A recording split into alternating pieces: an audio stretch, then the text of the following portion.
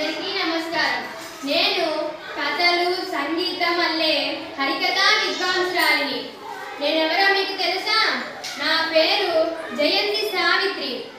నేను అన్నమాచార్య కథలను ఆలపిస్తూ తిరుమల తిరుపతి దేవస్థానంలో హరికథా కళారూపిణి.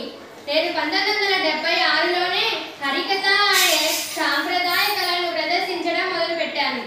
నేను తూర్పుగోదావరి జిల్లా కపిలేశ్వరపురంలోని శ్రీ సర్వరాయ గురుకులంలో హరికథతో పాటు కర్ణాటక సంగీత గాత్రలో డిప్లొమా చేశాను. హరికథ అనేది ఒక మౌఖిక కళారూపం, కవిత్వం, సాహిత్యం, నాట్యం మరియు అవి మేళవించి వినోదాన్ని, విజ్ఞానాన్ని అందించే ఒక కళా సాధనం. నాకు హరికథ రాజహంస, హరికథ రత్న, సంగీత సాహిత్య హరికథ భారతి వంటి బిరుదులు వచ్చాయి. నేను ప్రదర్శించే హరికథలో రామాయణం, మహాభారతం వంటి ఇతిహాసాలు మరియు మతపరమైన కథలు ఎన్నో ఉంటాయి. నేను ప్రపంచవ్యాప్తంగా 3000కు పైగా హరికథలు ప్రదర్శించాను. నేను సాంప్రదాయమైన కళ అనేటువంటి హరికథను దాన్ని కాపాడుకోసం మరియు దాన్ని ప్రోత్సహించడం కోసం నేను ఎంతో స్ఫూర్తిదాయకం. అందరికీ ధన్యవాదాలు. నమస్కారం. న్యాయ వ్యవస్థలో స్ఫూర్తి ప్రాధాన్యత హక్కుల కార్యకర్తను, హైకోర్టు తొలి మహిళా న్యాయమూర్తిని. నా పేరు అన్నా చాంది. నేను 1905 ఏప్రిల్ 5న కేరళలో జన్మించాను. భారతీయ న్యాయ చరిత్రలలో ప్రముఖురాలిని. ప్రభుత్వ న్యాయ కళాశాలల నుండి 1926లో న్యాయ శాస్త్ర పట్టా పొందాను. 1929లో న్యాయమూర్తిగా వృత్తిని ఆరంభించి క్రిమినల్ చట్టాలలో నైపుణ్యం సాధించాను. 1959లో భారతీయ హైకోర్టు మొట్టమొదటి మహిళా న్యాయమూర్తిగా నియమించారు. 1979లో ఆత్మకథ పేరుతో నా జీవిత కథను రాశాను. క్రిమినల్ డిఫెన్స్ లాయర్గా నా కృషి నాకు గొప్ప పేరును తెచ్చిపెట్టింది. నేను మహిళల హక్కుల కోసం అంకిత భావం చేసిన న్యాయమూర్తిని. ధన్యవాదాలు.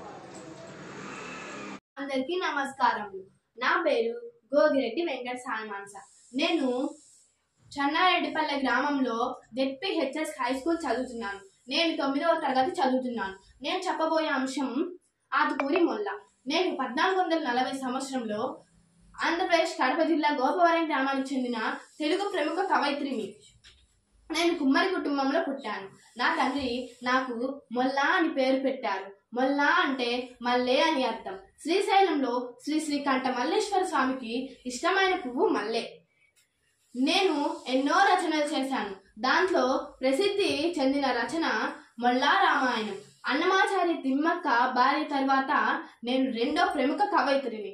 హిందూ ఇతిహాసాల రామాయణాల్ని నేను తెలుగులో రాశాను. సరళమైన తెలుగు, సంస్కృత పదాలను పొదుపుగా చేర్చి రామాయణంలో రాముడి భార్య సీత పాత్రపై దృష్టి పెట్టి రాశాను. సీత బలం, ధర్మం గురించి ఎక్కువగా రాశాను. సాహిత్య, తాత్విక, భక్తి లక్షణాలను నా రచనలు, ప్రసంగాలు పొందాయి. శ్రీకృష్ణదేవరాయలు నన్ను కవిరత్న బిరుదుతో సత్కరించారు. హైదరాబాద్ బండిపై తెలుగు ప్రముఖ వ్యక్తులతో పాటు నా విగ్రహాన్ని కూడా ఆంధ్రప్రదేశ్ ప్రభుత్వం ఏర్పాటు చేసింది. నా జీవిత చరిత్రను 1770 మొల్లా కథానాయక మొల్లా అనే సినిమా తీశారు. నా పాత్రను వాణిశ్రీ పోషించారు. ఎవరి దేవుడి పట్ల వాళ్లకు భక్తి ఉండాలని, కుల పరిమితులకు అధిగమించాలని నేను ఆశించాను. నేను తెలుగు ప్రముఖ వ్యక్తిగా ఇప్పటికీ ప్రసంగాలు పొందుతూనే ఉన్నాను. ధన్యవాదాలు. అందరికీ నమస్కారం. నా పేరు తులసి. నేను 9వ తరగతి చదువుతున్నాను. Chennareddipalli ZPHS school. తరగతి గదిలో సృజనాత్మకతకు విజ్ఞానతకు మధ్య వారధిని. నేనెవరో మీకు తెలుసా? నా పేరు ఉమాగాంధీ. నేను 1972లో జన్మించాను.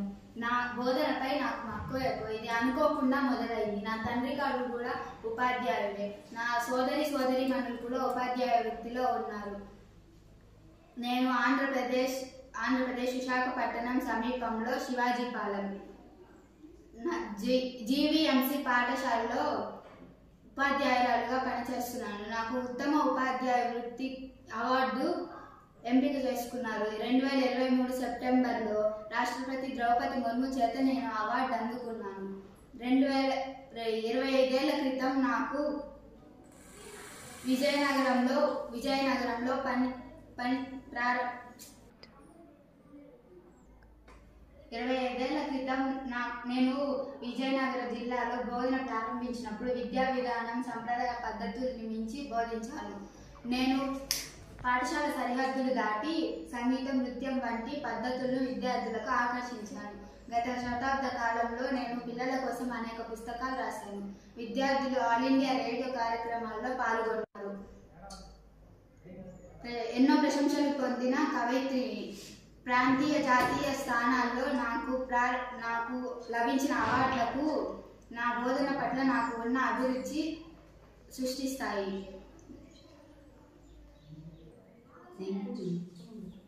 Thank you.